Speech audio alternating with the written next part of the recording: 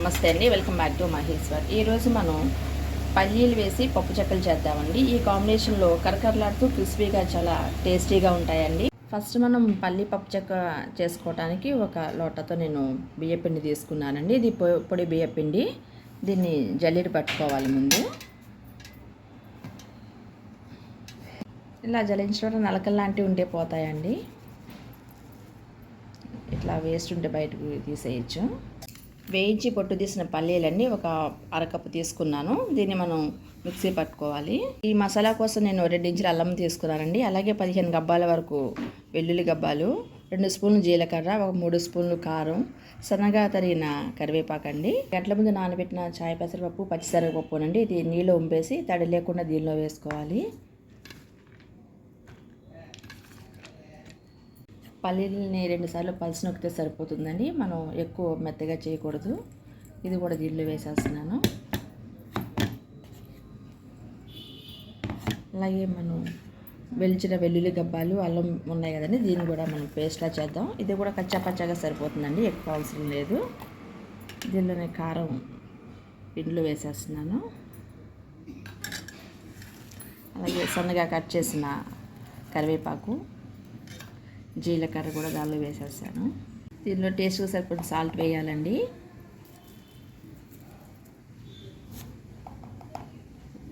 నేను 1.5 స్పూన్ వరకు వేస్తున్నానండి. 2 స్పూన్లు వెన్న వేస్తున్నానండి, రూమ్ టెంపరేచర్లో ఉన్న వెన్న. అలాగే మనం అల్లం వెల్లుల్లి పేస్ట్ చేసాం కదండి, అది కూడా దీనిలో వేసేస్తున్నాను. ఇప్పుడు మొత్తం అంతా బాగా కలిసేట్టుగా కలుపుకోవాలి. మొత్తం అంతా కలిసేట్టుగా బాగా కలుపుకోవాలండి. వెన్న కూడా ఉండలుగా ఉంటుంది, అది కూడా మొత్తంగా కలుపుకోవాలి. ఇప్పుడు మనం సాల్ట్ చెక్ చేసుకోవాలి. కొంచెం సాల్ట్ తగ్గితే కనుక వేసుకోవచ్చు. నాకు కొంచెం సాల్ట్ తగ్గిందండి, సాల్ట్ వేస్తున్నాను.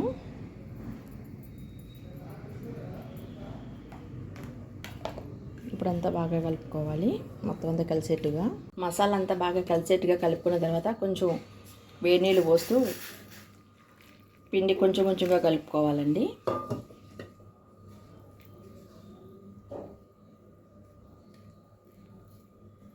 వేడి నీళ్ళు కదా, కాస్త జాగ్రత్తగా చూసి కలుపుకోవాలి, లేకపోతే చేయి కాలుతుంది.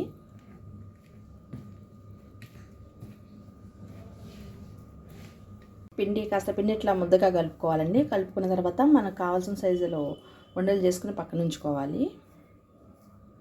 అంత పిండి అంతా ఒకేసారి కలిపి ఆరిపోతుందండి, కొంచెం కొంచెంగా కలుపుకోవాలి.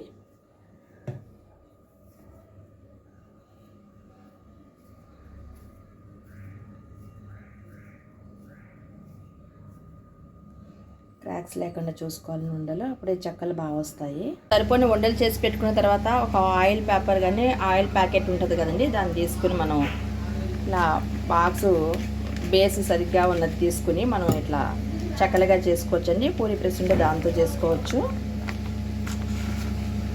ఇట్లా అన్నీ చేసుకుని ఇట్లా ఒక పాలిథిన్ కవర్ మీద పెట్టుకుంటే మనం ఫ్రై చేసుకోవడానికి వీలుగా ఉంటుందండి. అన్నీ ఇలాగే చేసుకోవాలి. ఫస్ట్ ఇట్లా ప్రెస్ చేసి తర్వాత ఇలా సర్క్యులర్గా చేసుకుంటే చెక్క బాగా వస్తుందండి.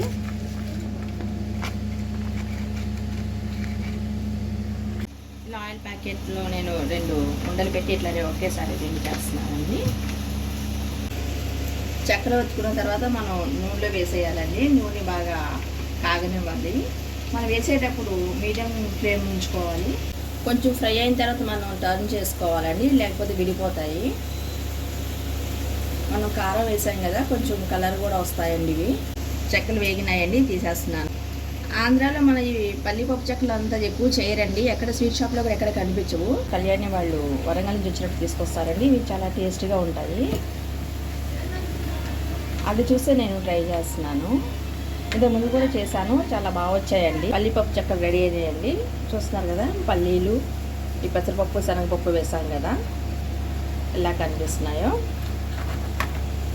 ఇవి బాగా క్రిస్పీగా ఉన్నాయండి, చాలా టేస్టీగా కూడా ఉన్నాయి. పల్లీలు వేసాం కదండి, ప్రోటీను మనకి టేస్ట్ బాగుంది. అలాగే ఒక హెల్తీ స్నాక్గా తీసుకున్నట్టు కూడా ఉంటుంది. మీకు నచ్చితే లైక్ చేయండి, షేర్ చేయండి. Thank you for watching.